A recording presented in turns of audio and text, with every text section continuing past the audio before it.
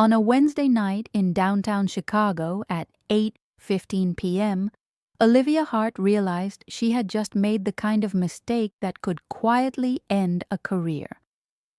She was sitting in a crowded restaurant in River North, jacket draped over the back of her chair, a half-finished glass of red wine in front of her, when the realization hit her with the clarity of a fire alarm going off in a silent room. Her work laptop, the one that held the polished version of the most important presentation of her life, was still on her desk 33 floors up in the glass tower of Armitage Equity Partners. She didn't need to check her bag to know it. The moment her brain finally slowed down enough to notice the absence, everything inside her went cold and tight at once. All day, she had treated that laptop like a lifeline. Olivia was 27, the youngest associate in her division, and the quarterly portfolio review she had spent the last 3 weeks building was scheduled for 9 a.m. the next morning. The clients flying in for that meeting controlled more money than she had ever seen in her life. They also had a reputation for patience that evaporated the moment someone wasted a single minute of their time. This was the kind of room where one flawless hour could change how everyone in the firm saw her forever, and one sloppy misstep could lock her into the promising but not quite ready box for years. She had run the numbers until the columns blurred, reworked the slides until she could see them when she closed her eyes, rehearsed the story arc in her head again and again while brushing her teeth and waiting for the train. Everything she was trying to prove about herself was condensed into that deck, that she wasn't just competent, but indispensable, not just clever, but trustworthy with real responsibility. All afternoon she had stayed at her desk as the open-plan floor slowly emptied, the lights over other cubicles dimming one by one, while hers stayed bright and stubborn. Around 7, her manager had passed by, offered a quick nod that almost sounded like respect, and disappeared toward the elevators. By 7:30, the floor had gone quiet. The humming of the HVAC and the muted buzz of the city below, filling the silence where voices had been. Olivia kept working because that was what she knew how to do. She trimmed a paragraph in the executive summary here, thickened a chart label there, tightened one more talking point so it would land with maximum force in as few words as possible. When she finally saved the file for what felt like the 100th time, the time in the corner of her screen read 7:52 p.m. Her hand was already reaching for her phone because she knew what that meant. She was late. Her best friend Hannah had been warning her all week not to cancel on this dinner. Hannah was the one who dragged her out of the office when she forgot how to have conversations that didn't involve EBITDA and yield curves, the one who reminded her she was a person and not just a machine calibrated for discounted cash flows. They had been close since college, had shared a studio apartment for the first 2 years in Chicago, and still treated each other like family, even after Olivia had moved into a tiny one-bedroom closer to the office. Hannah knew this presentation mattered. She also knew that if Olivia didn't occasionally leave the building, she would dissolve into spreadsheets and never reconstitute. "You promised," Hannah had said that afternoon over text. "No backing out. You need carbs and human contact." Olivia had typed back something half sarcastic and entirely true, that carbs and human contact sounded terrifying, but she would be there.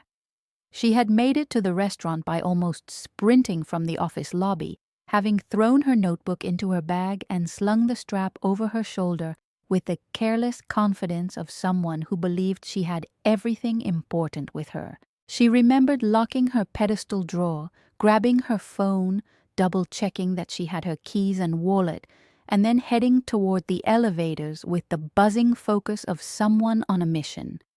What she did not remember, now that she replayed the last 15 minutes in her head, was picking up the slim black laptop that should have been the center of her universe.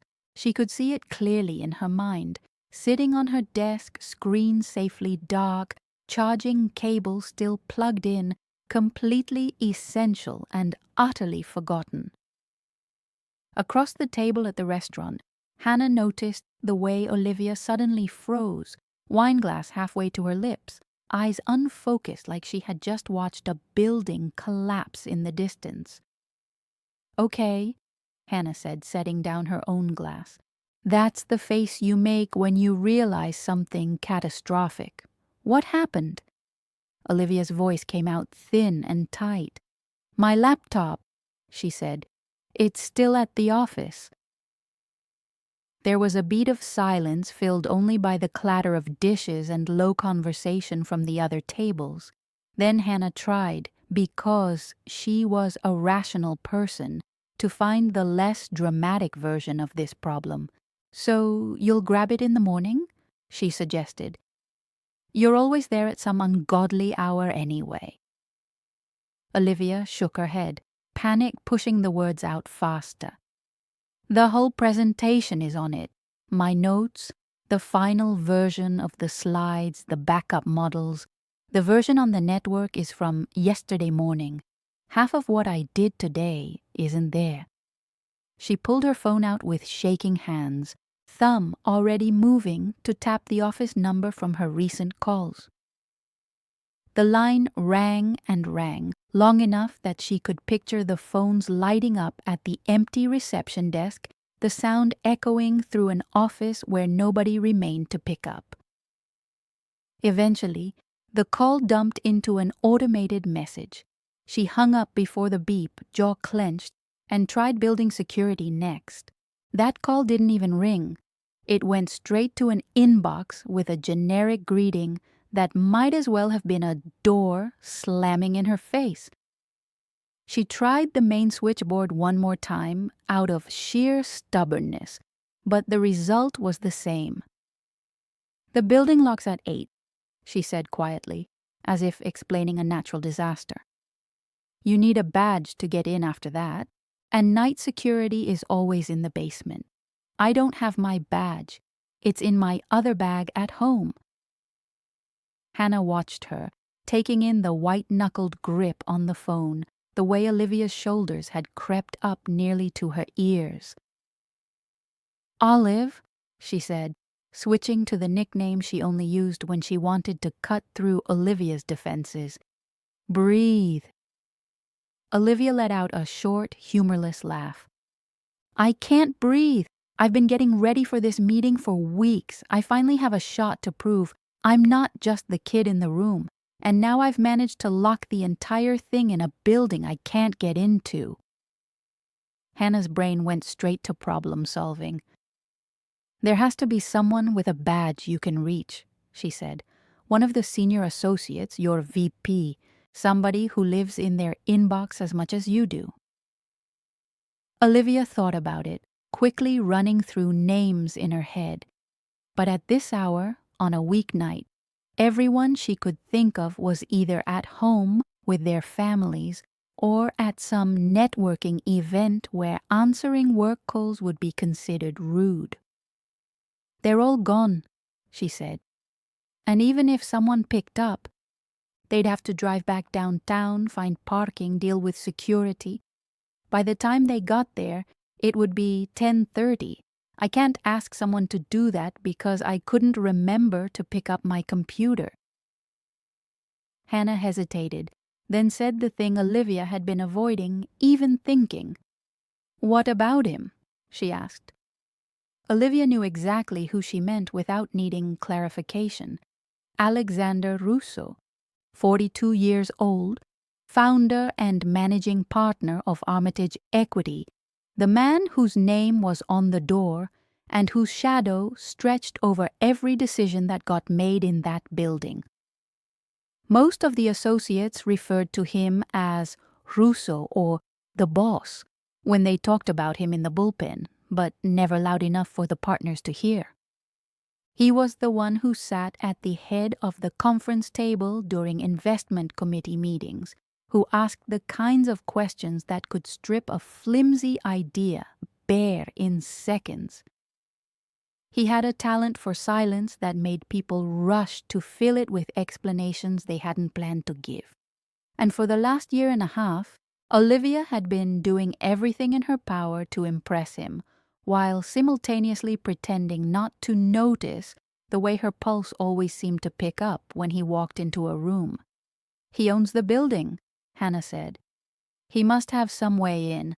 A master key card, a magic code, I don't know, something." Olivia stared into her wine as if the answer could be found in the sediment. "I'm not calling my boss at 8:30 at night to tell him I left my laptop on my desk like a freshman who forgot their homework," she said. The thought of hearing his voice on the other end of the line while she tried to explain her own incompetence made her stomach twist. It wasn't just that he was her boss, it was that he was him. He carried himself with the kind of controlled confidence that made everyone else in the elevator automatically step back an inch to give him more space. He always looked immaculate in dark, perfectly tailored suits, the kind that never wrinkled no matter how long he'd been wearing them. He spoke calmly in meetings, even when the numbers were ugly and people listened, because when he said something was under control, it usually was. Calling him to fix a mistake that was entirely her own felt like asking a thunderstorm to help her find an umbrella. Hannah didn't let it go. "If he's half as smart as you say he is, he'd rather you have the tools to nail that meeting than show up half prepared because you were too embarrassed to admit you're human," she said. "You can either spend the rest of the night trying to rebuild that deck from memory, or you can send one message and see if there's any way to get into the building." Olivia pictured herself hunched over her personal laptop at 2 in the morning, trying to recreate every insight, every carefully structured chart from scratch. She might be able to reconstruct the spine of the argument. She could probably remember the key metrics and the direction of the story she wanted to tell, but the polish, the final layers of nuance that separated a solid presentation from an exceptional one, would be nearly impossible to replicate in a few exhausted hours. She knew her own limits, even if she hated admitting they existed. Without entirely deciding to, she opened her email app and pulled up the firm directory. Alexander's name sat near the top of the list, as stark and intimidating on the screen as it felt in her daily life. Her thumb hovered over it for a long moment.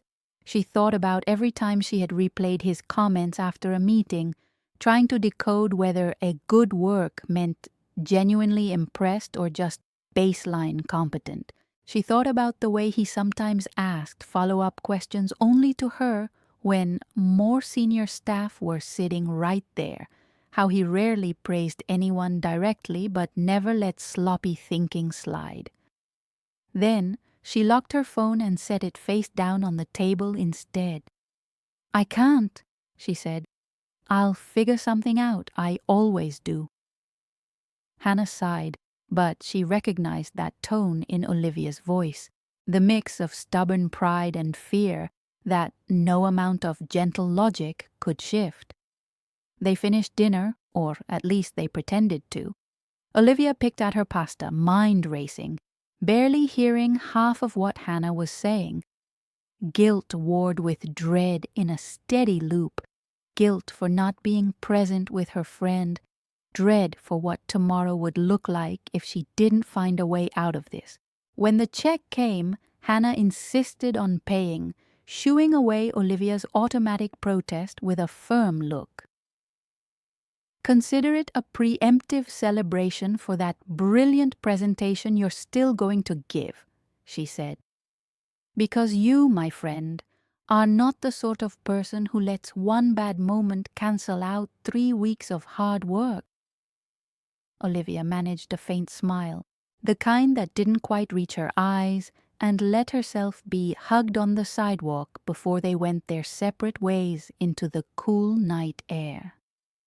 On the ride back to her apartment, she sat in the back of the rideshare, staring out at the river as the city lights streaked into blurred lines.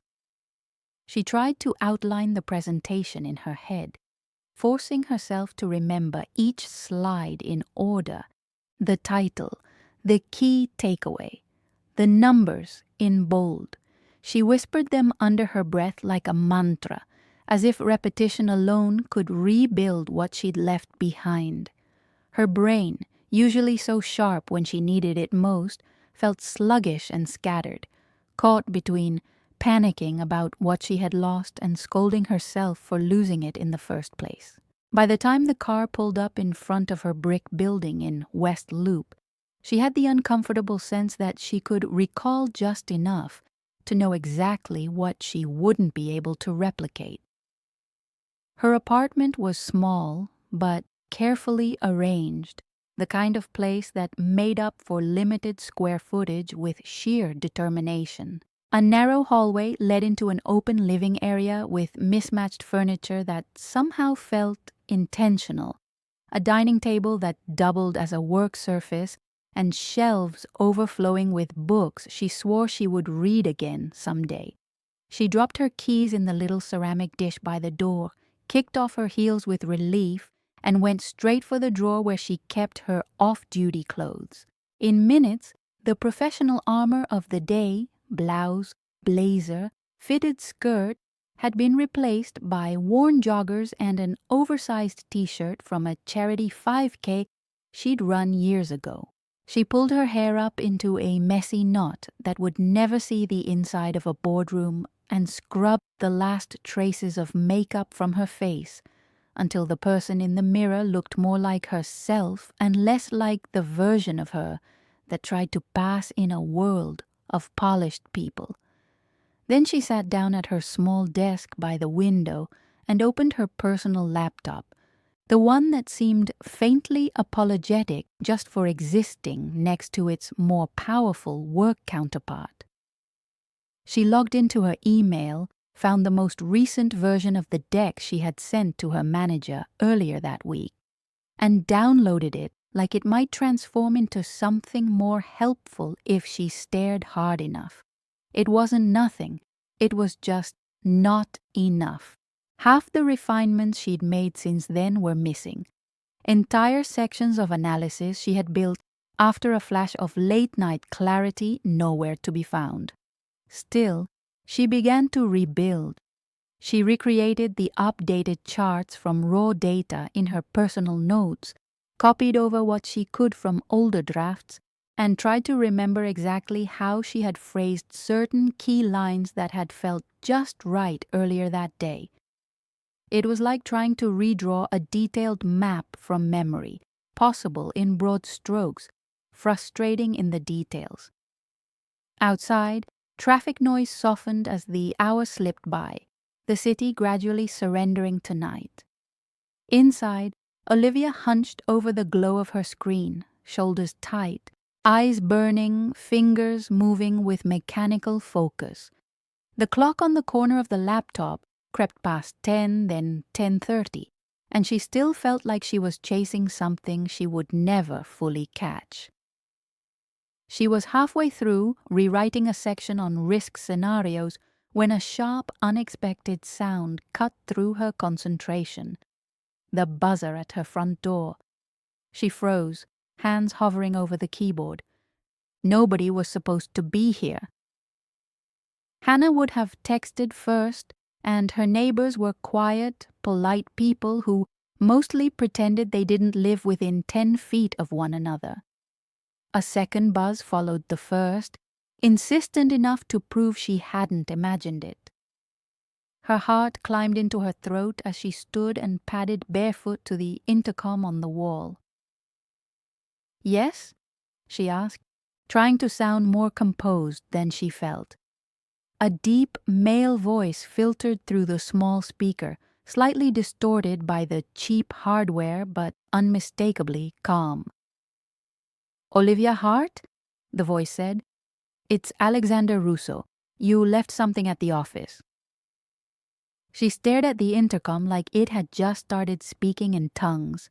For a second, her brain refused to connect the name with the man she saw in conference rooms and glass-walled offices, refused to believe he might be standing downstairs in her very average building at 10:30 at night.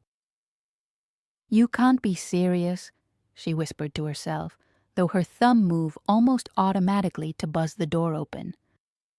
The lock clacked, the door downstairs released, and she stepped back from the intercom with her heart pounding so hard she could feel it in her fingertips. In a daze, she glanced down at her clothes, old t-shirt, soft joggers, bare face, and had a brief, useless urge to somehow transform into a more competent-looking version of herself in the 30 seconds it would take him to reach her floor.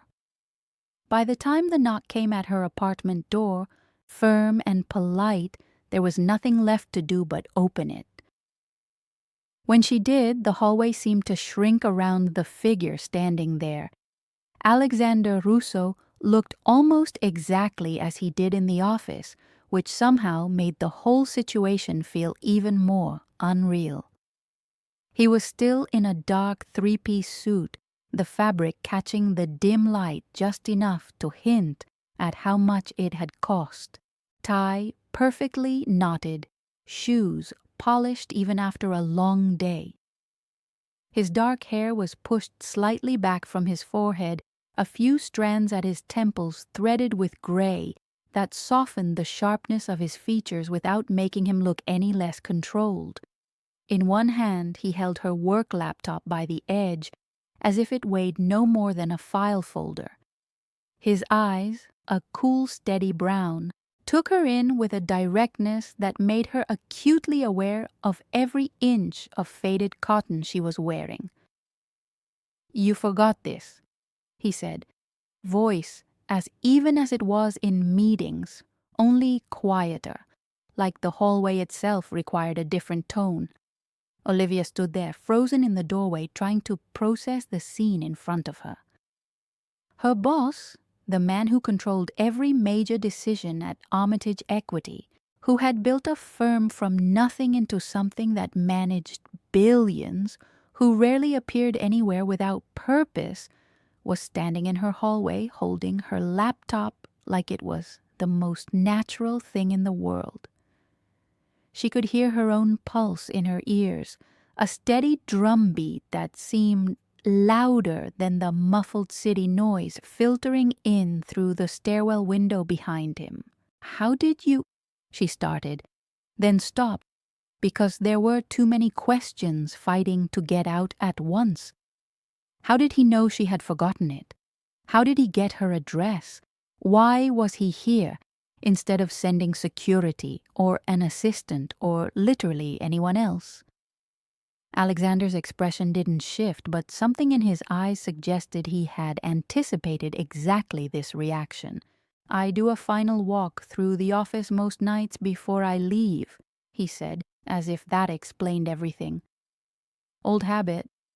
I saw your desk light still on, your laptop open. I checked your calendar. You have the portfolio review at 9 tomorrow morning with the Kensington Group. I assumed you'd need this tonight, not at 7:30 when you rush in tomorrow."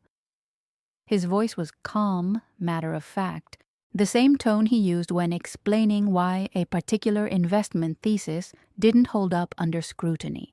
She realized she was still standing in the doorway like a statue, blocking his path and offering nothing resembling basic manners. "I'm sorry," she said quickly, stepping back and pulling the door wider. "Please, come in. I wasn't expecting anyone, especially not you." He stepped inside with the kind of easy confidence that suggested unfamiliar spaces didn't rattle him. As he crossed the threshold, Olivia became painfully aware of how small her apartment was compared to the sleek, expansive office floors he occupied daily.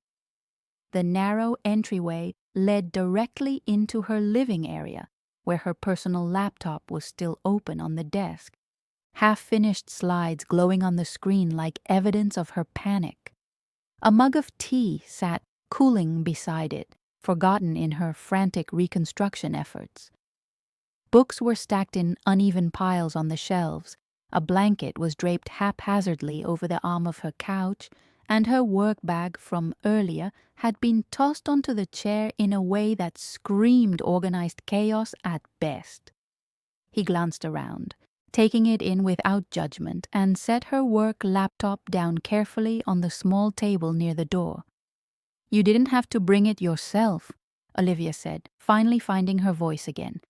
"I could have figured something out, called security in the morning, or—" She trailed off because they both knew she wouldn't have been able to get in early enough to properly prepare, and showing up underprepared to a meeting like tomorrow's was professional suicide.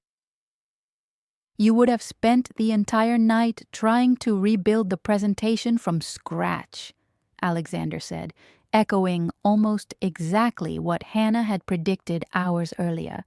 "I've seen your work. I know how thorough you are.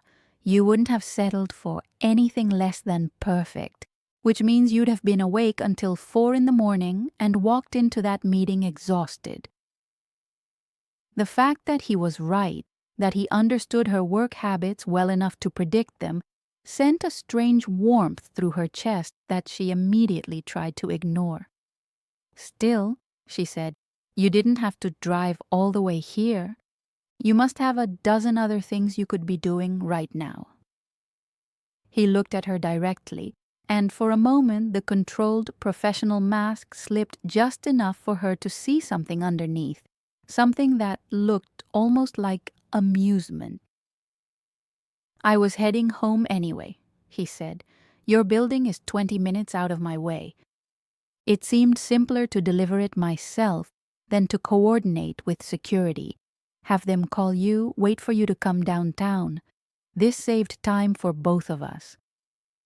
It was a perfectly reasonable explanation, the kind that made logical sense and left no room for argument, and yet something about the way he was standing there, suit jacket still buttoned, hands now resting loosely at his sides, suggested there was more to it than pure efficiency. Olivia remembered her manners a beat too late. "Can I get you something to drink?" she asked. "Coffee, water. I think I have tea somewhere if you're into that." She gestured vaguely toward her tiny kitchen area, which was really just one corner of the main room separated by a counter. For a second, she expected him to decline politely, to say he needed to get going, that he'd only stopped by to drop off the laptop. But instead he said, "Coffee would be good if it's not too much trouble." His tone was still even, still professional, but accepting the offer felt like crossing some invisible line from boss drops off, forgotten item into something else, something she didn't have a name for yet. She moved into the kitchen, grateful for something to do with her hands, and started the coffee maker with movements that were automatic enough not to require thought. Behind her, she heard the faint sound of him removing his suit jacket, the whisper of expensive fabric being draped over the back of her couch. When she glanced over her shoulder, she saw him standing by her bookshelf, head tilted slightly as he scanned the titles. He looked different without the jacket, slightly less formal, though the vest and tie still kept him firmly in the realm of someone who had never dressed casually in his life. "You read a lot of history," he observed, not quite a question. She nodded, measuring coffee grounds into the filter. "Biographies, mostly," she said. "People who built things, took risks, succeeded or failed in interesting ways. I like seeing how they thought through problems." He pulled one book halfway off the shelf examined the spine, then slid it back into place. "This one's good," he said, tapping a thick volume about the rise and fall of an industrial empire in the early 20th century. The author gets into the family dynamics, not just the business decisions, makes it more human. Olivia felt a flicker of surprise. "You've read it?" she asked. "Twice," he said. "Once in my 20s when I thought I knew everything, and again a few years ago when I realized I didn't." There was something almost self-deprecating in the way he said it, a crack in the armor that she had never seen in any meeting or company event. The coffee machine hissed and gurgled, filling the silence, and she poured 2 mugs, keeping her movements steady even though her hands wanted to shake. She brought them over to the small couch, and he sat down on one end while she took the other, leaving a careful cushion of space between them. The couch wasn't large. It had been chosen to fit the apartment, not to host guests, and the proximity made her suddenly hyper-aware of everything. The faint scent of his cologne, something understated and probably obscenely expensive, the way his posture stayed controlled even when sitting, the fact that her boss was drinking coffee in her living room at nearly 11 o'clock at night. "How long have you been working on the presentation?" he asked, wrapping both hands around the mug like it was a natural gesture and not something that made him look unexpectedly human. 3 weeks, Olivia said. "Maybe closer to 4 if you count the preliminary research. It's the biggest thing I've worked on since I started at the firm." He nodded slowly. "The Kensington Group doesn't make things easy. They ask hard questions, and they don't have patience for guesswork." She felt her stomach tighten at the reminder. "I know," she said quietly. "That's why I've been going over every number, every assumption, every data point, until I could recite it in my sleep. This is my chance to show I belong in that room, not just as the person who runs the models, but as someone who understands the strategy behind them." Alexander studied her for a moment, his gaze steady and unreadable. "You already belong in that room," he said. "You've been doing work at a senior associate level for months. The only person who doesn't seem to know that is you." The words hit her harder than she expected, and she had to look away, focusing on her coffee to avoid the intensity of his expression. "It's different when you're the youngest person at the table," she said. "When you know people are waiting for you to mess up so they can confirm you were a risky hire." He didn't disagree, which she appreciated more than hollow reassurance would have earned. "It is different," he acknowledged, "but that doesn't mean you're wrong to be there. It just means you have to be twice as prepared and half as apologetic, which, from what I've seen, you already are." She risked a glance back at him, found him watching her with an expression that was too complicated to parse in the dim light of her living room. "How do you even know my work that specifically?" she asked. "You run the whole firm. You have partners, VPs, a dozen layers between you and the associate level." A faint smile pulled at one corner of his mouth, so brief she almost missed it. "I read every investment memo that comes through my office," he said. "Every model, every presentation that goes to clients. I know who built them, who checked them, who came up with the original thesis. Your name shows up more often than you probably realize, and when it does, the work is always clean, thoughtful, no shortcuts."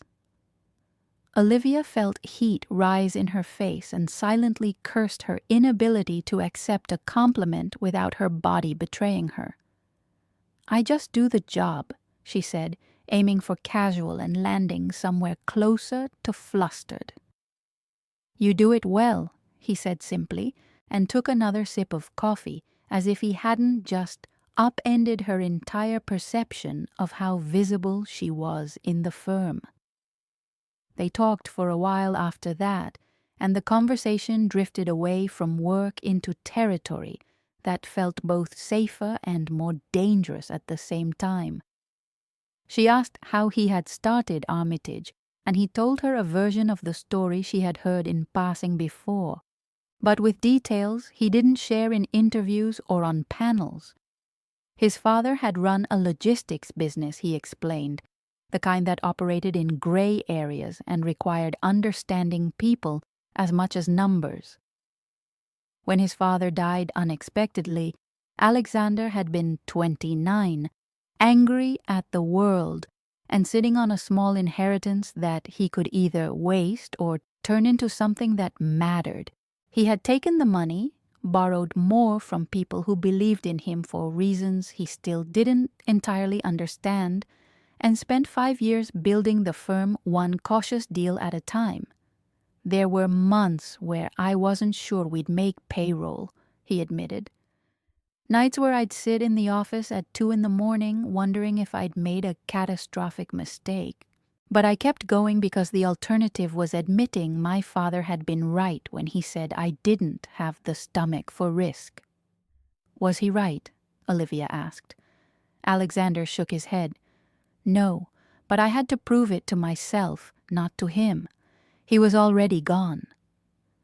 There was a weight in his voice when he said it, the kind that came from years of carrying something unresolved. She understood that. She told him about her own father, a high school teacher who had worked 2 jobs to help pay for her undergraduate degree and who had died of a heart attack 2 months before she graduated from business school. He never got to see her walk across the stage, never got to know she'd landed a job at a top-tier firm, never got to hear her say that every ounce of effort had been worth it because she was exactly where she wanted to be. I think about that a lot, she said quietly. The things I wanted to tell him and didn't get the chance to. It's part of why I push so hard. I want to build something he'd be proud of, even if he's not here to see it. Alexander's gaze softened in a way she had never seen before. He would be proud, he said. Anyone would be. The clock on her wall ticked past 11:30, and neither of them seemed to notice. They talked about books they loved, cities they wanted to visit, the strange loneliness that came with working in an industry that demanded everything and gave back only what you could take by force. He mentioned an ex-girlfriend from years ago, someone who had wanted a life he couldn't give her because he'd been too consumed with building the firm to notice she was slipping away. I don't regret the work, he said, but I regret not being honest with her sooner. She deserved better than half my attention.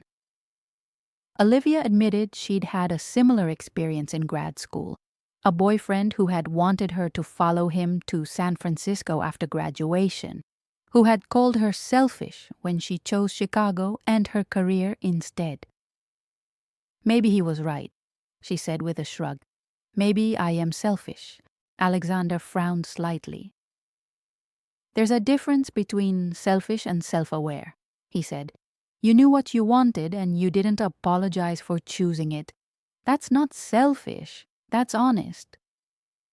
She let the words settle, turned them over in her mind, and decided she liked the way they sounded coming from him. At some point, the conversation circled back to smaller things, favorite movies, worst travel experiences, the kind of trivial details that somehow felt significant when shared late at night in a quiet apartment. He admitted he played piano, badly, but that it was the only time his brain ever truly went silent. She confessed she ran every morning even though she hated it, because it was the only thing that stopped her from thinking about work for 20 consecutive minutes. That's not nothing, he said. She smiled. No, I guess it's not. At midnight, Alexander finally stood, smoothing down his vest in a gesture that seemed automatic. "I should let you get some sleep," he said. "You need to be sharp tomorrow." Olivia walked him to the door, every step feeling strangely significant, like they were moving toward something instead of just toward the hallway. When they reached the threshold, he paused, his hand resting lightly on the doorframe. For a moment he seemed to be weighing something, some question that hadn't been asked yet. Then he looked at her, and his expression shifted into something quieter, more vulnerable than she'd ever seen from him. "Can I ask you something?" he said. "Of course," she replied, though her pulse kicked up at the seriousness in his tone. "If things were different," he began carefully, "if I wasn't your boss, if you didn't work for me, if all the complications didn't exist, would you have dinner with me?" The question hung in the air between them, impossible and entirely real at the same time. Olivia's breath caught, and for a second she forgot how to speak. Then she found her voice, quiet but certain. "Yes," she said, "I would." He nodded slowly, something like relief passing over his features before he locked it down again. "Good to know," he said softly. "Why are you asking?" she whispered. "Because I needed to know if I've been imagining this," he said. "And now I know I haven't." He reached up, almost without thinking, and tucked a loose strand of hair behind her ear, his fingers brushing her temple for just a heartbeat before he pulled his hand back. "Good night, Olivia," he said. Then he turned and walked down the hallway toward the elevator, his footsteps steady and deliberate, and he didn't look back. She stood in her doorway long after he disappeared, her hand pressed to the spot where his fingers had been, trying to remember how to breathe normally. The next morning arrived too early and not early enough at the same time. Olivia's alarm went off at 6, dragging her out of a restless sleep filled with fragmented dreams she couldn't quite remember, but that left her feeling unsettled. She lay in bed for exactly 30 seconds, staring at the ceiling, before the memory of last night came rushing back in vivid detail. Alexander Russo standing in her doorway, his hand near her face, his voice asking a question that had no safe answer. She pressed her palms against her eyes and groaned softly into the silence of her bedroom. There was no time to process what had happened, no space to sit with the strange electric feeling that had been humming under her skin since he left. She had a presentation in 3 hours that could define the next year of her career, and she needed to be flawless.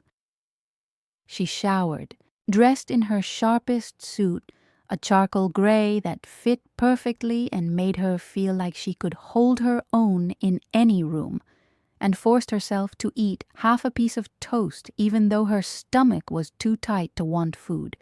By 7, she was out the door with her work laptop tucked safely in her bag, triple-checked this time, and a travel mug of coffee clutched in her free hand like a talisman.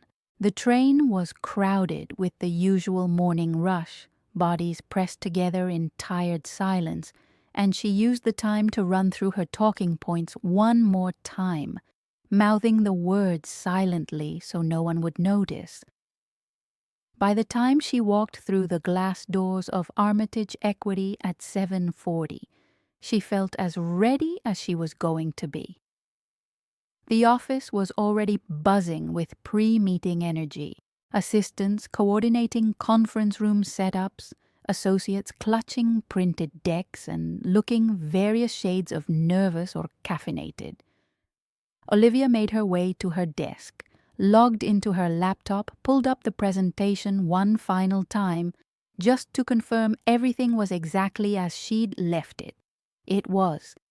Every slide polished, every chart aligned, every word chosen with care. She allowed herself one long breath, then stood and headed toward the main conference room on the executive floor. The Kensington group was already there when she arrived at 8:50, 5 people in expensive suits sitting around the long table with expressions that gave away nothing. They looked exactly like what they were. Individuals who controlled enough wealth to make or break smaller firms on a whim, and who had seen enough presentations to spot weakness from across the room. Olivia set up her laptop, connected it to the projector, and watched her title slide fill the large screen at the front of the room. Her hands were steady.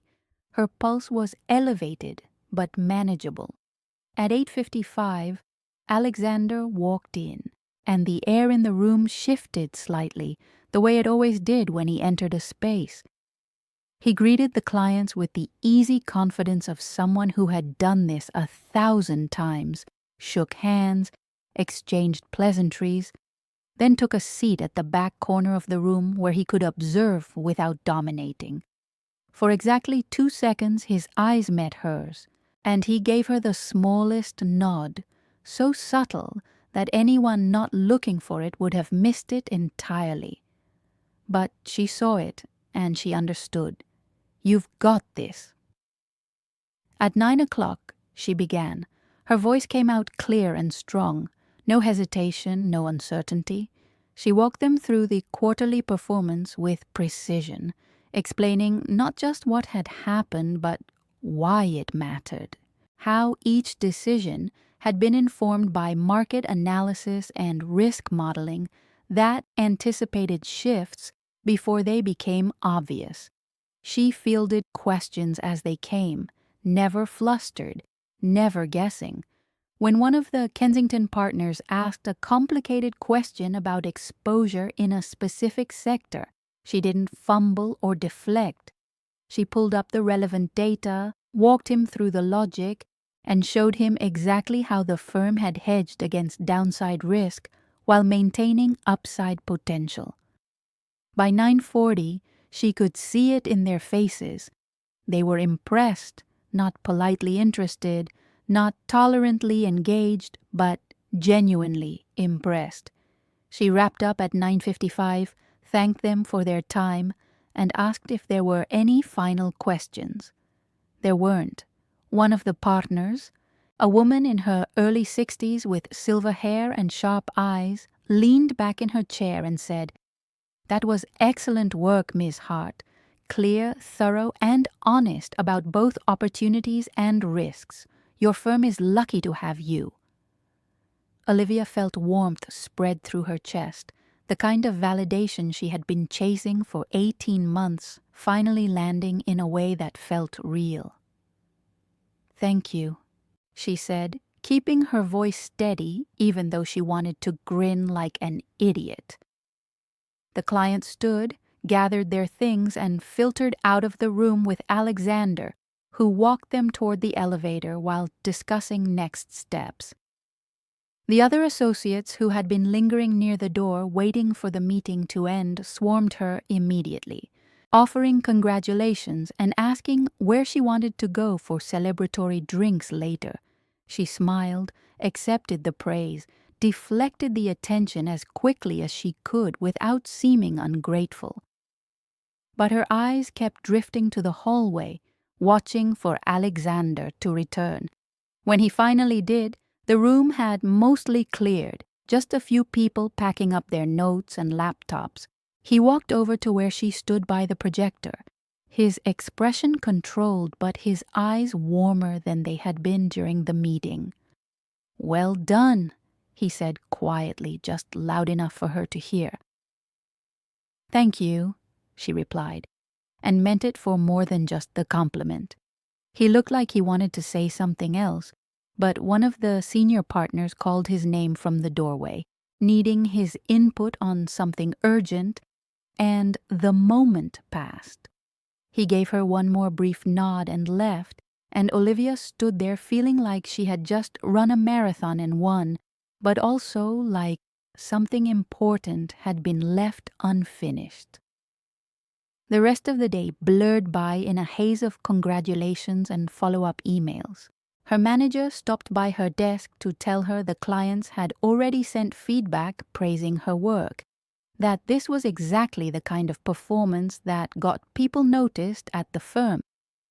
Normally, that would have been enough to carry her through the week on pure adrenaline, but every time she let her mind wander, it went back to the same place.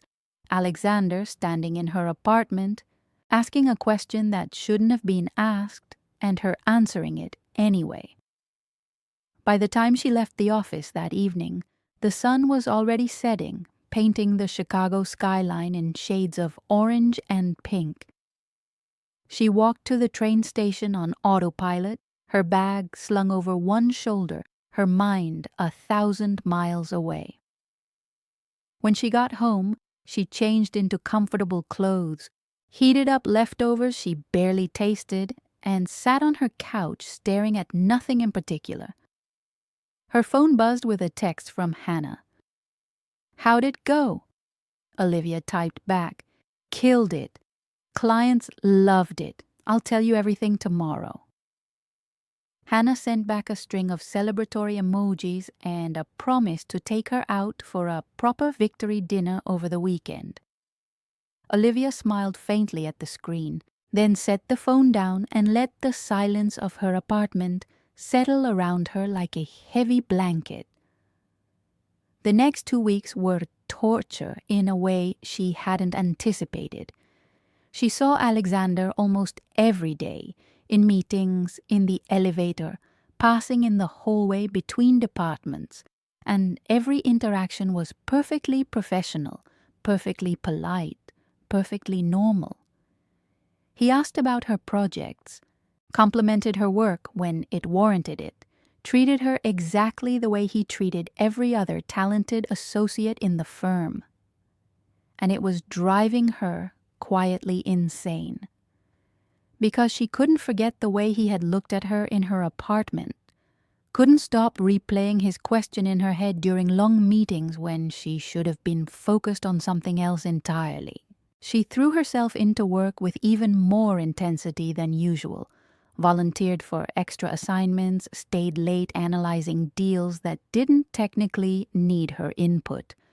Anything to keep her brain occupied, anything to avoid sitting alone with her thoughts and the uncomfortable realization that she wanted something she absolutely could not have. Hannah noticed, of course. During their victory dinner that weekend, she took one look at Olivia and said, "Okay, what's wrong? You just crushed the biggest presentation of your career, you got glowing feedback, and you look like someone stole your dog." Olivia sighed, poked at her pasta, and debated how much to say. Then she gave up on secrecy and told Hannah everything: the laptop delivery, the late-night conversation, the question, the way she hadn't been able to stop thinking about any of it since. Hannah listened without interrupting, her expression cycling through surprise, concern, and something that looked a lot like sympathy. When Olivia finally finished, Hannah set down her fork and leaned back in her chair. "So, your incredibly hot, successful boss showed up at your apartment, had an intimate conversation with you, and then asked if you'd date him in an alternate universe where he wasn't your boss," she summarized. "And now you're both just pretending it never happened." Olivia nodded miserably. "Pretty much." Hannah was quiet for a moment, thinking. "What do you want to happen?" she asked finally. "I don't know," Olivia admitted. "I mean, I know what I want, but I also know it's impossible. He's my boss. He's 15 years older than me. There are about a dozen reasons why this is a terrible idea." Hannah raised an eyebrow. "That's not what I asked. I asked what you want, not what's practical." Olivia looked down at her plate, feeling the weight of the question settle uncomfortably in her chest. "I want him to ask me for real," she said quietly. Not hypothetically, not in some imaginary world where the complications don't exist. I want him to figure out how to make it not complicated. Hannah reached across the table and squeezed her hand. Then maybe you need to tell him that, she said gently. Olivia shook her head. I can't. It would make everything worse. At least this way I can still work there, still do my job without it being unbearably awkward. But even as she said it, she knew it wasn't entirely true. It was already awkward, in a quiet, persistent way that made her hyper-aware of every interaction, every glance, every moment they were in the same room. 2 days later, everything changed. Olivia was at her desk, reviewing a new investment memo, when her phone buzzed with a calendar notification. She glanced at it absently, expecting a routine meeting reminder, and froze when she saw the message. Meeting with Alexander Russo, 4 p.m. today, Executive Floor Conference Room B. No subject line, no agenda, just her name and his in a time slot that hadn't been there that morning. Her stomach dropped. Unscheduled one-on-one meetings with the managing partner were not normal. They were the kind of thing that happened when something significant was about to change. A promotion, a termination, a reassignment. She spent the next 3 hours in a low-grade state of panic, running through every possible reason he might want to see her. Had she made a mistake somewhere? Had a client complained? Was this about the laptop, about that night, about the question he had asked and the answer she had given? By the time 4 o'clock arrived, her nerves were wound so tight she felt like she might snap. She stood, smoothed down her skirt, grabbed a notebook she probably wouldn't need, and walked to the elevator on legs that felt less steady than she would have liked. The executive floor was quiet when she stepped off. Most of the senior partners already gone for the day or locked in their own meetings. Conference Room B was a small private space with glass walls that had been frosted for privacy. And when she knocked lightly on the doorframe, Alexander's voice called out, "Come in." He was standing by the window when she entered, hands in his pockets, looking out at the city spread below them. The late afternoon light caught the gray in his hair, made him look slightly softer than the sharp, controlled figure he cut in boardrooms. He turned when he heard the door close, and his expression was unreadable. "Sit," he said, gesturing to the small table. It wasn't a command, but it wasn't exactly a suggestion either. She sat, folding her hands in her lap to keep them from shaking, and waited. He didn't sit. Instead, he stayed standing, leaning slightly against the edge of the table, close enough that she had to tilt her head back slightly to maintain eye contact. "I heard you got an offer," he said. Olivia blinked, momentarily thrown. "What?" she managed. "From Carlyle Partners," he continued, his tone even. "Senior associate position, significant raise, direct client exposure. HR mentioned it this morning. You're considering it." She had completely forgotten about that. A headhunter had reached out the week before, floated an opportunity at a competing firm, and she had said she'd think about it mostly out of politeness. She hadn't seriously considered leaving, at least not until the last 2 weeks had made working at Armitage feel like walking through a minefield of unspoken tension. "I haven't decided anything," she said carefully. "But yes, they made an offer." Alexander's jaw tightened, almost imperceptibly. "Why are you thinking about it?" he asked. "Is it the money? The title? Something we're not giving you here?" She could have lied, could have said it was about career growth, about wanting new challenges, about any of the professionally acceptable reasons people changed jobs. But sitting there, with him looking at her like her answer actually mattered, she found she didn't have the energy to pretend anymore. "It's complicated," she said quietly. "Complicated how?" His voice was still controlled, but there was an edge to it now, something sharp beneath the calm. She met his eyes. "You know how," she said. The silence that followed felt loud enough to fill the entire room. He didn't look away, didn't pretend not to understand. "Because of that night," he said. It wasn't a question. "Because of that night," she confirmed. "Because you asked me something and I answered honestly.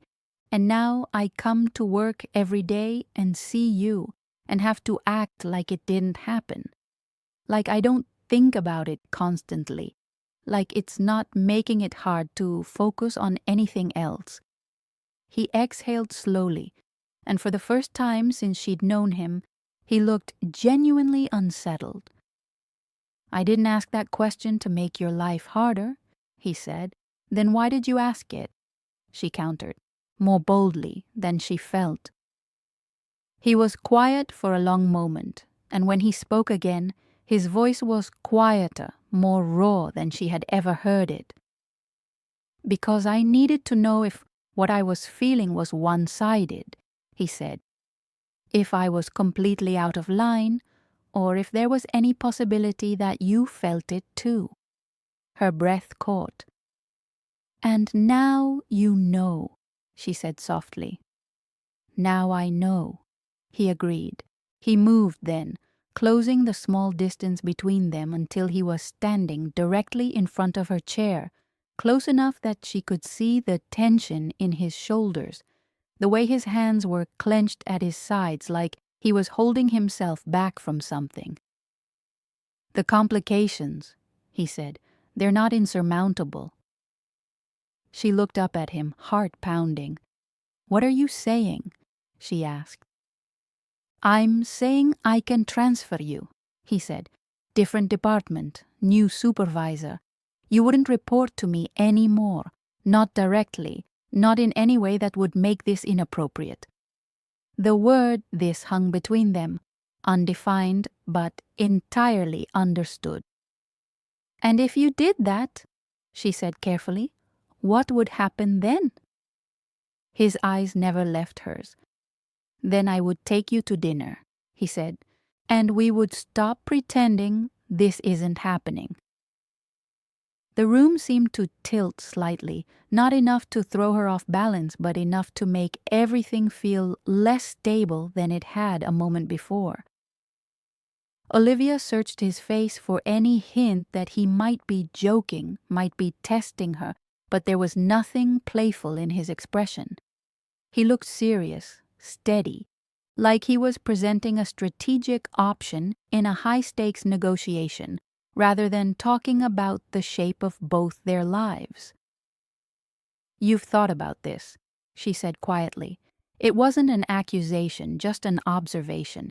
He didn't deny it. "Since the night at your apartment," he said, "since you said yes to an impossible question, and I realized I didn't want it to stay hypothetical."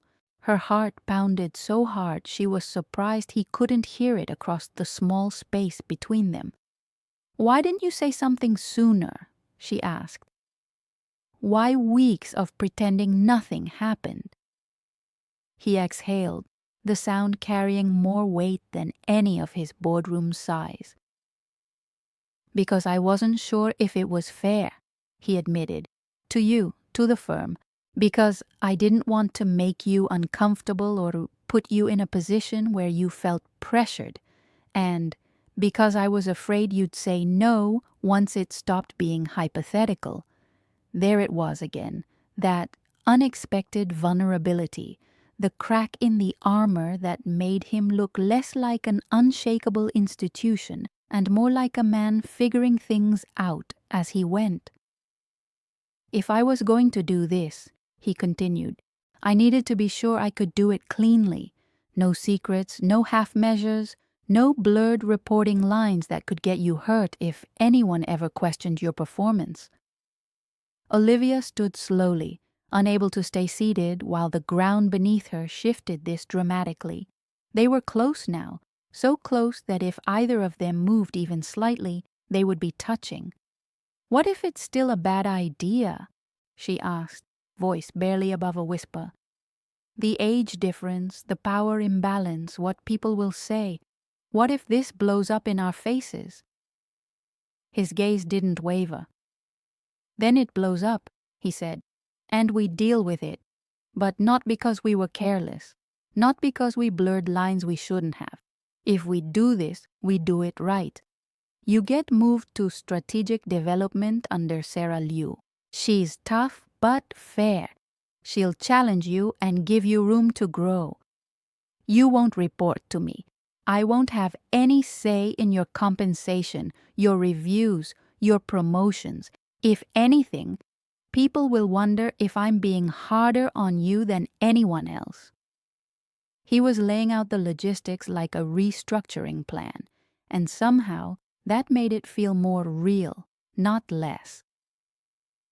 "And if I say no?" she asked. "If I take the other offer, or stay where I am and pretend this never happened?" There was a flicker of something like pain in his eyes before he smoothed it away. "Then I respect that," he said. "I don't bring it up again.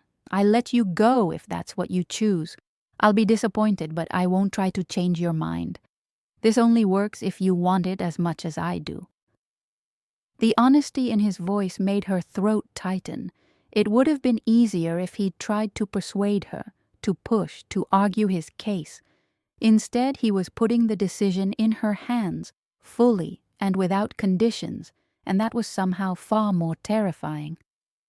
She thought about the Carlyle offer, about the recruiter's smooth voice describing the salary bump, the prestige, the chance to work with big-name clients on the coasts. It was a good opportunity. On paper, it might even be a great one. But the idea of walking into a new firm, learning a new culture, starting from scratch with people who knew nothing about her work ethic or history, suddenly felt like the safer choice for all the wrong reasons. She also thought about staying at Armitage exactly where she was, pretending the last few weeks had been a strange blip and nothing more, spending who knew how long trying not to look at Alexander too closely in meetings while her brain quietly rewrote her life in 1,000 what-if scenarios. That sounded like torture. Then she thought about the third option, the one he was offering now. Moving to a new team, reporting to someone else, stepping into a role with more strategic input and less pure number crunching. And outside of that, stepping into something with him that was messy and complicated and probably going to be a magnet for scrutiny, but honest. "If I say yes," she asked slowly, "if I let you transfer me and we do this, what does that look like? For you, for me?" He didn't sugarcoat it. "It looks like people talking," he said, "speculating. It looks like us being more careful than most couples. No closed office doors unless there's someone else present. No public displays at work. No overlap in direct reporting lines now or in the future. HR will have a file on it. They'll make us both sign something acknowledging the relationship and the steps we're taking to mitigate conflicts." She swallowed. "And outside of work?" she pressed. The slightest hint of a smile tugged at the corner of his mouth. Not his polished boardroom smile, but something smaller, more private. "Outside of work," he said, "it looks like dinner on Saturday. It looks like me picking you up instead of running into you by accident.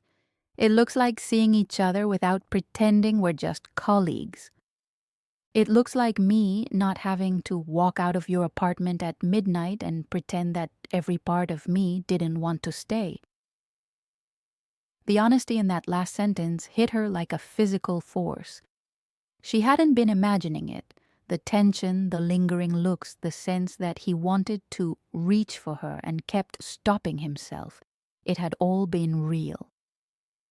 She thought about everything she had worked for, the countless late nights, the weekends traded for spreadsheets, the relentless climb she had been on since she was old enough to understand that success didn't come to people like her unless they went out and took it.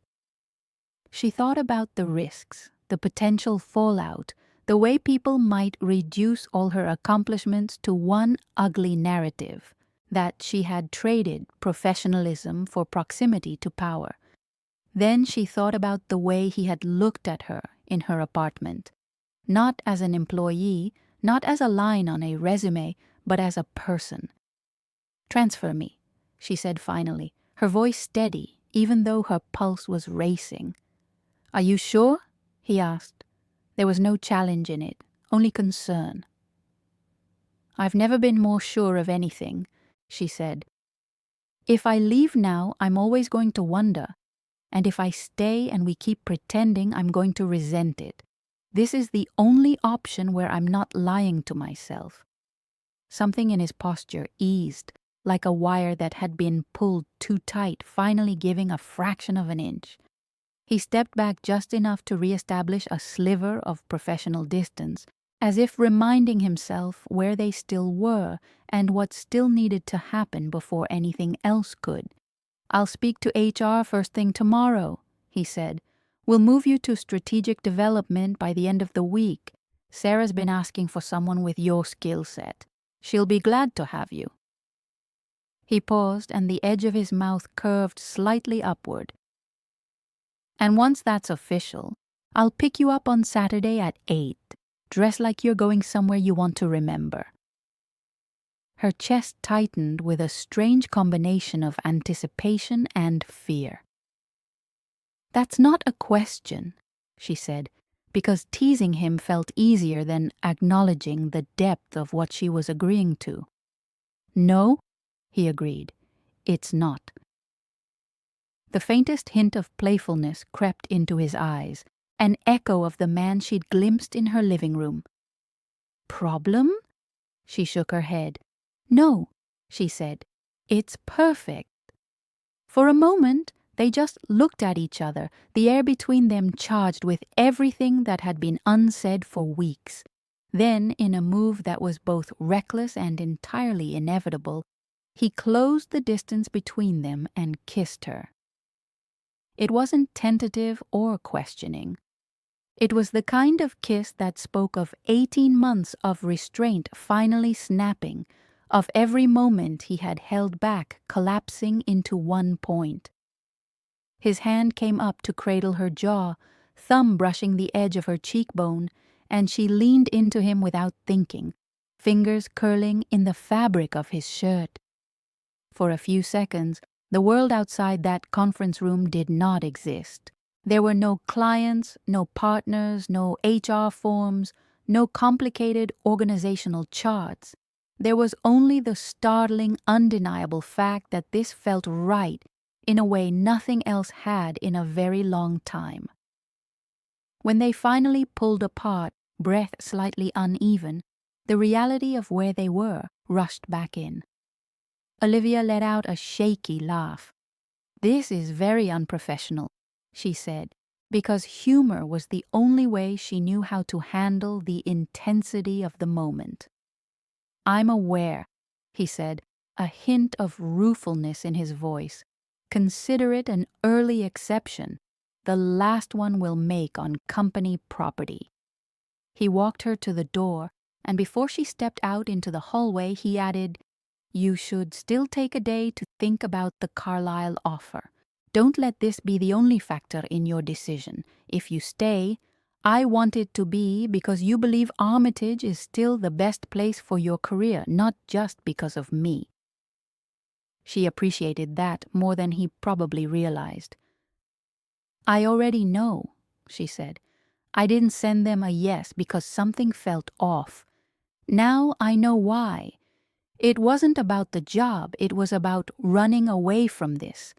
As she walked back to her desk, her mind was spinning, but her steps felt strangely light. She had made a choice, and for the first time in weeks, the path ahead, while messy, felt like a path and not just a maze. Later that week, the transfer became official. HR called her in, went through the paperwork with a practiced neutrality that suggested this wasn't the first time they had navigated a workplace relationship at a senior level.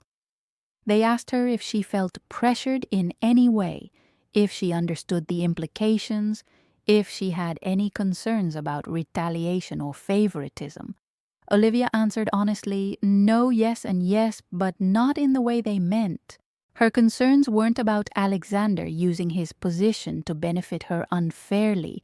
They were about people assuming he was, about her work being second-guessed or minimized because of what they were choosing to pursue. HR outlined the guardrails that would be put in place: clear reporting lines, documentation of major decisions, a commitment from both of them to bring any issues to HR immediately if they felt boundaries were being crossed. It was clinical, necessary, and oddly reassuring. When she moved to the strategic development floor, her old team gave her a send-off that was half teasing and half genuine admiration. "Look at you, big shot moving upstairs," one of the associates joked. "Don't forget about the little people when you're deciding which companies get bought and sold." She smiled, hugged a few people, promised to still grab lunch with them when schedules allowed. At her new desk, Sarah Lou welcomed her with a firm handshake and a stack of files. "I've been asking for more analytical firepower for months," Sarah said. "If you live up to half of what I've heard about you, we'll get along fine." It was exactly the kind of introduction Olivia wanted, rooted in work, not in rumors. Somewhere in the middle of that first chaotic week on the new team, while Olivia was still learning new models and sitting in on strategy sessions that made her brain stretch in all the right ways, she remembered something else she needed to do. She opened the script outline for her life, or more specifically, the mental script she'd been following at work so far, and realized it needed an update. And just like this story needed a small interruption, so did her narrative on screen. Right about here, halfway through the story, she imagined turning to the invisible audience and saying, "If you've made it this far, you're clearly invested in complicated people making risky choices. So take a second, hit the subscribe button, and tell in the comments what you would do in Olivia's place. Stay at the firm and face the storm, or take the safe offer and walk away. No generic emojis required. Just your honest take. Those are the ones that matter most in stories like this."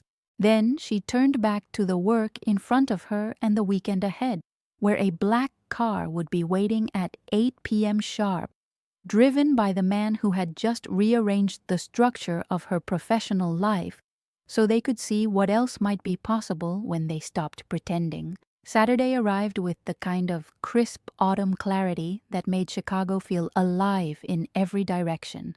Olivia stood in front of her mirror at 7:30, adjusting the neckline of a deep green dress that hugged her figure without trying too hard, paired with heels that added just enough height to match the occasion.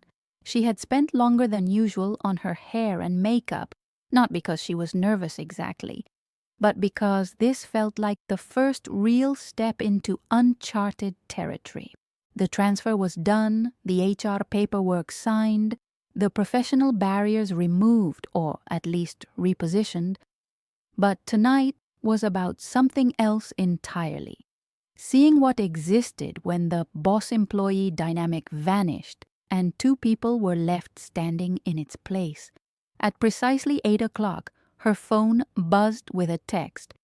Downstairs, she grabbed her clutch took one last look around the apartment to make sure nothing important was forgotten, and headed to the elevator with her heart beating a steady rhythm against her ribs. Outside, a sleek black sedan waited at the curb, driver standing by the open rear door. Alexander stepped out as she approached, looking effortlessly commanding in a navy suit that fit him like it had been made for the specific purpose of making evenings like this unforgettable. "You look beautiful," he said simply, offering his hand to help her into the car. The compliment landed without flourish, which somehow made it more effective. They drove to a restaurant in the Gold Coast, the kind of place where reservations were made months in advance and the wine list read like a history lesson. A private table waited for them in the back, candlelit and discreet, far enough from the main dining room to feel intimate without being isolated. Over the first course, seared scallops with a citrus reduction that melted on the tongue, they talked about everything they hadn't been able to before. He asked about her family, and she told him about her mother back in Milwaukee, a nurse who had raised 2 kids on night shifts and determination, who called every Sunday without fail to check in and remind her to eat actual vegetables. "She sounds formidable," Alexander said. "She is," Olivia replied. "She taught me that you don't wait for opportunities, you build them out of whatever's in front of you." He shared pieces of his own history in return, careful but open. His family had deep Italian roots in Chicago, going back 3 generations to grandparents who had arrived with little more than ambition and a network of connections that operated in both daylight and shadow. "The legitimate businesses paid the taxes," he said, swirling his wineglass. "The other ones built the foundation. My father ran both until he didn't. When I took over, I kept the clean side and expanded it. The rest stayed in the family, but separate, always separate." Olivia listened, piecing together the shape of a world she had only glimpsed in rumors and sideways comments at the firm. It wasn't a full confession, not yet, but it was enough to understand that his path to building Armitage had been paved with choices most people never had to make. Dessert came and went, conversation flowing as easily as the wine. He walked her to her door afterward, the night air cool against her skin, and when he kissed her this time, there were no conference room walls or professional pretenses between them. It was slow, deliberate, the kind of kiss that promised more without rushing toward it. "Can I see you again?" he asked when they parted, his forehead resting lightly against hers. She smiled in the dark hallway. "You rearranged half the org chart for this. I think you've earned at least a second date." He chuckled softly. "Technically the third. The laptop night counts." "That wasn't a date," she protested. "It was the start of one," he said, and kissed her again before stepping back. The next 2 weeks unfolded like a quiet acceleration. They saw each other 4 nights out of 7, dinners, a gallery opening, a walk along the lakefront where the wind off the water made them lean into each other for warmth. At work, they maintained perfect boundaries. Nods in hallways, brief exchanges, in cross-team meetings, nothing that raised eyebrows. Sarah kept Olivia busy with real responsibility, leading analyses on acquisition targets, presenting to the investment committee, contributing to strategy that shaped the firm's next quarter. The work challenged her in new ways, and she thrived in it, earning quiet respect from a team that valued results over tenure. 2 weeks in, Alexander invited her to a business dinner at a steakhouse in the Loop. Small group, him, his consigliere Luca Moretti, who handled the gray area family interests, and 2 senior partners from the firm. Olivia knew it was a test, not of her professionally, but of how she fit into his larger world. Luca sat across from her, studying her over his espresso with eyes that missed nothing. "So you're the associate who got transferred upstairs right after crushing the Kensington presentation," he said midway through appetizers. "Strategic development now. Convenient timing." Olivia met his gaze evenly. "Sarah needed someone who could handle the modeling. I fit the profile." Luca smiled, a predator's smile that was equal parts amusement and appraisal. "Direct. I like that. And you're here tonight because—" "Because Alexander asked me to be," she said simply. Luca turned to Alexander, eyebrows raised. "She's smarter than the last one, more honest too." Alexander's jaw tightened slightly. "There was no last one." "Exactly," Luca said. "That's been your problem for years, watching her across conference tables, asking about her reports like you weren't reading them yourself, entertaining as hell to watch." One of the partners coughed awkwardly into his napkin. Alexander shot Luca a look that could have frozen water. "Enough." Luca raised his hands innocently. "Just saying she raises the bar. You could do worse." Later, in the car on the way back to her place, Olivia glanced at Alexander. "A year?" she asked. He kept his eyes on the road. "Luca exaggerates." "Does he?" "Sometimes. Not about you." She reached over, squeezed his hand where it rested on the gear shift. "Good to know I wasn't imagining it." He brought her fingers to his lips briefly. "You never were." A month into dating, things deepened. They spent more time at his place, a penthouse in River North with views that stretched to both the lake and the horizon, modern lines softened by bookshelves and a grand piano in the corner. One night, after Thai takeout spread across his coffee table and a bottle of Barolo half empty between them, Alexander set his glass down with purpose.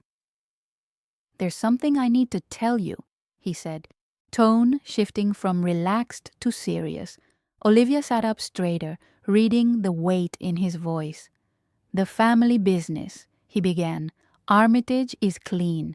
Every deal, every fund, every client dollar, audited, regulated, legitimate. But that's not the whole picture." He told her about the Russo family operations, shipping routes that skirted customs, protection arrangements for high-end establishments, influence in city contracts that never quite crossed into provable corruption. "My great-grandfather started it all in the 40s, he said. Bootleg liquor during Prohibition, then unions, construction, waste management. My grandfather cleaned up the worst of it.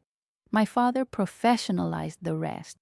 I drew the line at the firm. No overlap, no money laundering, no using company resources for family matters. But the family still operates. Luca handles day to day. I advise when they need perspective, but I don't run it." Olivia listened without interrupting, letting the scope of it sink in. This wasn't distant rumor. This was his reality. The shadow side that funded the penthouse, the suits, the untraceable influence. "Why tell me now?" she asked when he finished. "Because if this is going to work, you need the full picture. No more half-truths. And because I trust you with it." She thought about it for 3 days. Long walks alone, calls with Hannah who listened without judgment, nights staring at her ceiling, weighing love against caution. On the 4th day, she went to his place and said, "I choose us. The complications don't scare me off. They make me want to figure it out with you." Relief washed over his face, raw and unguarded. That night marked a turning point. No more holding back. 4 months in, Their rhythm felt established. Shared mornings when schedules aligned, her things gradually migrating to his penthouse, inside jokes that referenced meetings and family dinners alike. One evening, after a strategy session ran late and they grabbed sandwiches from a corner deli, Alexander stopped in the middle of his living room. "Move in," he said, not as a question but as a natural next step. "Here, with me." Olivia paused, sandwich halfway to her mouth. "You're serious?" "Completely." She thought about it for exactly 10 seconds, the empty drawers waiting in his closet, the way his place already felt more like home than hers, the life they were building that transcended offices and origins. "Yes," she said, "let's do it." Moving in happened over a single weekend, efficient and unceremonious, the way Alexander approached most things that mattered. Olivia packed her apartment into boxes with Hannah's help, who alternated between excited squeals and stern warnings about not losing herself in the process. "This is huge," Hannah said, taping shut a box of books. "But if he ever makes you feel small, you call me. I'll help you move right back out." Olivia hugged her tightly. "I know, and I will." By Sunday evening, her clothes hung in the walk-in closet beside his suits. Her books lined one shelf of his library. Her coffee mug sat next to his on the kitchen counter. The penthouse felt fuller, warmer, like it had been waiting for the right pieces to make it complete. Their life together settled into a rhythm that balanced intensity with ease. Morning started with coffee brewed strong enough to cut through early meetings, her reviewing strategy memos at the kitchen island while he scanned industry news on his tablet. Evenings varied, quiet nights with takeout and piano music drifting from the living room, or family dinners at the Russo compound on the outskirts of the city, where aunts pressed extra food on her plate and uncles tested her with questions about market trends. Luca became a fixture, equal parts protector and provocateur, always watching to make sure she could handle the world she had chosen. She could. She did. At work, Olivia excelled in strategic development, her analyses shaping major deals and earning her a seat at tables she had only observed from afar before. Sarah became a mentor, pushing her toward bigger responsibilities and praising her ability to connect data points others missed. Whispers circulated about the transfer, the timing, the man at the top, but her results silenced most doubters. Performance spoke louder than speculation, and Olivia delivered. Alexander maintained distance professionally, his interactions limited to firm-wide emails and occasional nods in hallways, but the pride in his eyes when she presented to the partners was unmistakable to anyone paying attention. Privately, their bond deepened through small, accumulating moments. He taught her basic piano chords on the grand in his living room, laughing when her fingers fumbled but patient as she persisted.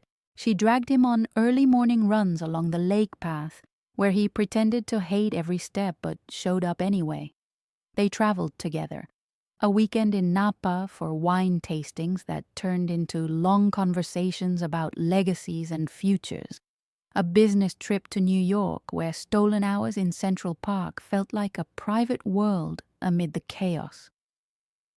The age difference faded into irrelevance, replaced by a partnership where her fresh perspectives balanced his experience, her energy complemented his steadiness.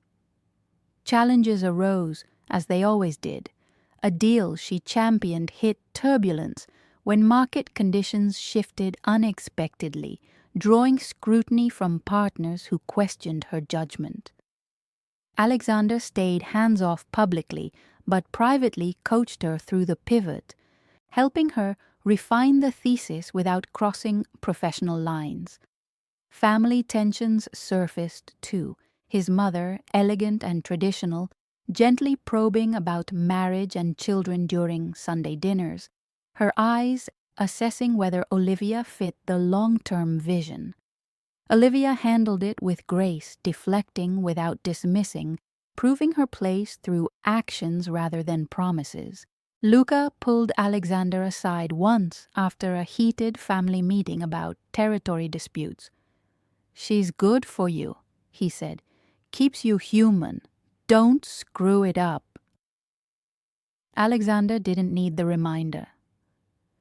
6 months in, on a quiet Thursday evening with rain streaking the penthouse windows, Alexander poured them both scotch and sat beside her on the couch. "I want forever with you," he said, no preamble, his hand finding hers. "Marriage, building something permanent. You in?"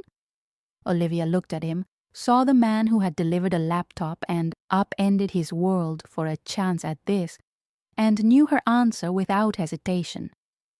"Yes," she said, "all of it." The ring came later, simple platinum with a stone that caught the light like a promise. Looking back, it all traced to that Wednesday night when a forgotten laptop became the catalyst for everything that followed. Olivia had walked into Armitage Equity, chasing professional validation, proving she belonged in rooms dominated by skepticism and power.